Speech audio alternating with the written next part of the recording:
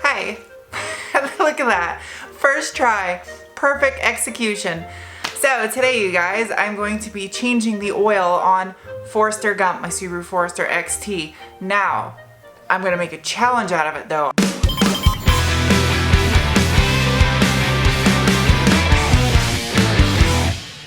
I want to see how fast I can possibly change the oil in my own car. I don't know why I'm doing this because I'm actually not a competitive woman. I'm just kind of whatever. So the tools I'm going to be using to do this challenge with is my Magic Creeper, which is basically just a blanket that slides under the car that doesn't have wheels on it because I tend to get my hair caught in the casters all the time of regular creepers, and also a rag in case I spill any oil, a funnel to put the new oil in with, Mobil 1 full synthetic oil, as well as a drip pan to catch the oil. I have a filter wrench if I need it, a selection of 14mm wrenches and sockets because that is what the size of my drain bolt is, as well as a torque wrench that I will be using to torque the drain plug afterwards because I'm OCD and I always torque things, and a Subaru brand filter and crush washer. You're a bus. As well as an arsenal of GoPros that I will be placing around the area that I'm doing this, since I don't have a camera crew here doing this for me. So if I knock over a camera or I need to reposition one, I'll have to do that obviously while I'm doing this challenge, and that will just delay my total end result of time because that's realistic. Sometimes when you're doing things on cars mechanically, weird random crap comes up and it just delays the amount of time it takes to do something. Fortunately for this situation, Forester Gump is not lowered. As much as I would love a set of BC Racing coilovers for him, I don't have any at the moment, so it's stock ride height, and I don't have to jack the car up. I can just slide underneath it with only marginally hitting my boobs on the front lip, which is not that bad of a problem. So I don't have to jack them up. This saves me a lot of time, and I would be using my lift if I had the lift available right now, but Teeter Tot's kind of stealing the show right now. Phone is set to airplane mode, so that way I don't get any calls that screw up the timer. And I got the clock ready to go. So I'm gonna start my stopwatch and I will stick it up here on top of the engine and we shall begin. Ready, set, go. All right. Here goes nothing. Oil pan, 14 mil. Okay. Come on.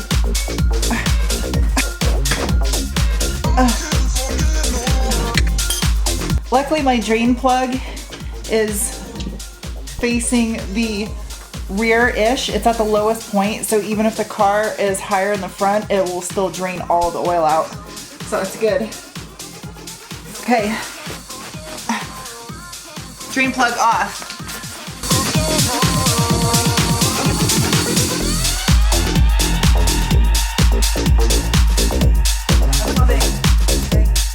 I love that Subaru puts the oil filters vertically on top of the engine like this. It's something also Toyota does.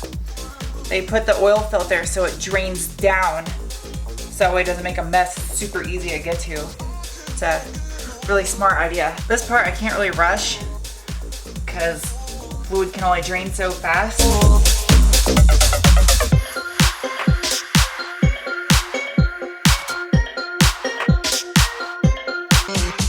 Now take off the fill cap. Oh my god, the fill cap's so tight. Why?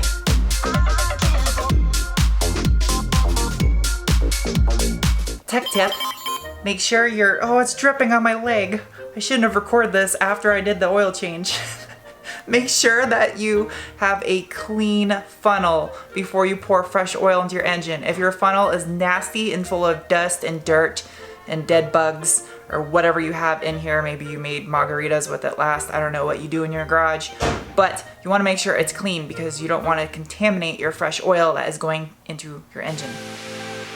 I'm now going to go wipe up my leg. Note to self, do not put the fill cap on that tight next time. Okay, fill cap is off.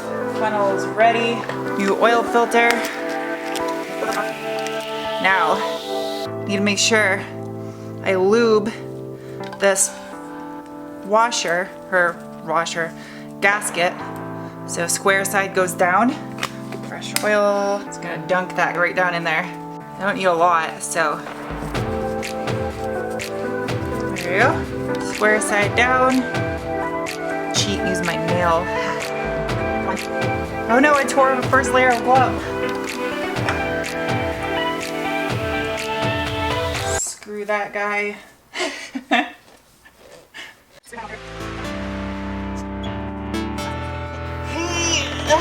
All right, that's tight enough. Now, drain plug back in. Camera. Tech tip. The little crush washer that goes on your drain plug is designed to be used once, hence why it's called a crush washer. When you tighten the drain plug, this washer is going to smush down, which kind of acts as a locking agent on your drain plug, and it creates a tight seal, and it also prevents your drain plug. So make sure every time you change your oil to change your crush washer. Now some cars are going to use copper. This Subaru uses an aluminum one, while other cars like my roommate's Ford Focus ST actually uses a little black rubber one. Pretty sure it's rubber. It's black, that's all I know. So each car is going to be different, so definitely look up what is correct to use with your specific vehicle. Crush washer is on just like that. All right, now, drain plug. Oh, my hair's stuck to it. That can't be good. I have to set my torque, but I don't know the math.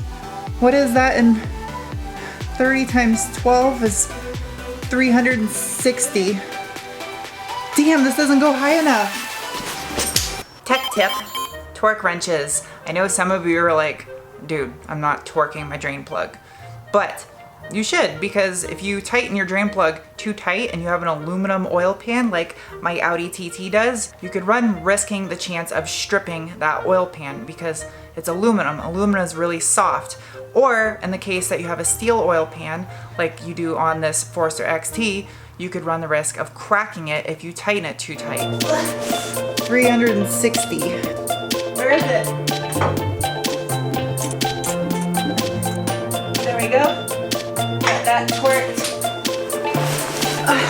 All right, it's torqued. Camera, come back up.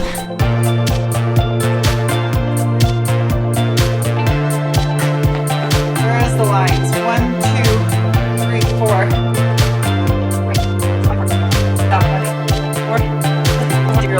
I know somewhere in the comments section is gonna be a guy that works at Jiffy Lubes and be like, "Ha, I could do that in 5 minutes."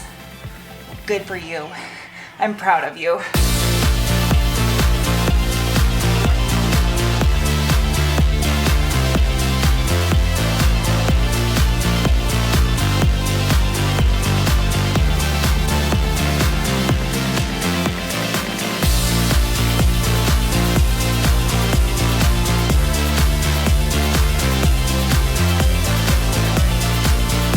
Where's my cap? Cap. All right. Oh, I got oil all over my hands. I gotta touch my phone. Oh no. Oh, why? Oh, I gotta enter my password. Are you kidding me? Stop. There you go. 143836. Denskis. All right. Gotta sit down. Whoa, I almost missed the creeper. All right, so under 15 minutes roughly, and that included moving the cameras around and a few stupid mistakes that cost me quite a bit of time. Like I could have been more precise with pouring the oil in there and not having to check it as many times, and a few other just little silly things that cost me a little bit of time. But what I'm trying to show here is the fact that if I can do an oil change this quickly on my car, if you're watching this and you've never done an oil change before yourself, give it a shot. It's really not that difficult. Just do your research first before you do your oil change. Find out what oil your car takes. You can look in the owner's manual. It actually took me longer to find this in the owner's manual than it did to change the oil. It says under the correct engine for this vehicle, which is the FA20 DIT, the turbo engine, because I'm about that life. I didn't want the non-turbo. And I'm supposed to use 5W30 full synthetic, and it takes exactly, including the filter, 5.4 US quarts. So I buy a 5-quart jug and then an additional single quart to give me the 0.4. So awkward. Why did I park so close? Oh my God. Something I want to also mention is documentation. Now on my Forester XT, the computer actually has a service interval program schedule built into the multifunction display. So I'm gonna go in there, I'm gonna clear that and reset it to tell me when my next service is due, which for me, because I change my oil every 5,000 miles, it's pretty easy to remember. But also what you can do too is if you have a warranty card booklet or a notes section in your owner's manual, you can just jot down the date and the mileage in which you did your service if you do it yourself. That way you can kind of like keep track. Okay,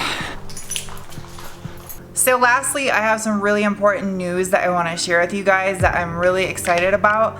I'm going to be going to SEMA this year. I have never been to SEMA before. This will be the first time I've ever gone.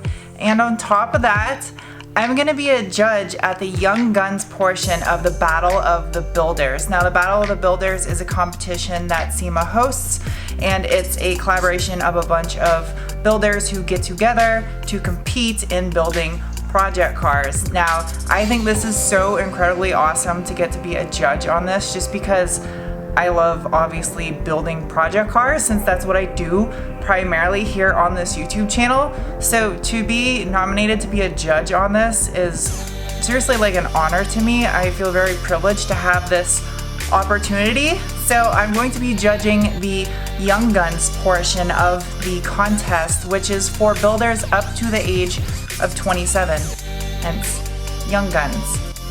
Because if you're under 27, you're young. You have guns. I don't know. Now I'm going to have more to come on this as we get closer to SEMA, but I just want to let you guys know that I will be there attending the entire event and especially collaborating with a bunch of other YouTubers at this Young Guns competition. And I'm most excited personally to get to see all these different builds, because that's my favorite part about even going to like car meets and stuff, like Cars and Coffee, is just seeing people's creativity at work with cars. That's why I'm a car enthusiast, because it's an outlet for you to express your creativity with cars, and cars are pretty and they're shiny, and I like shiny objects. I get distracted very easily. So anyway, I just want to let you guys know that, and I will definitely have some more information coming on that as we get closer. I will see you guys soon with another video. Bye.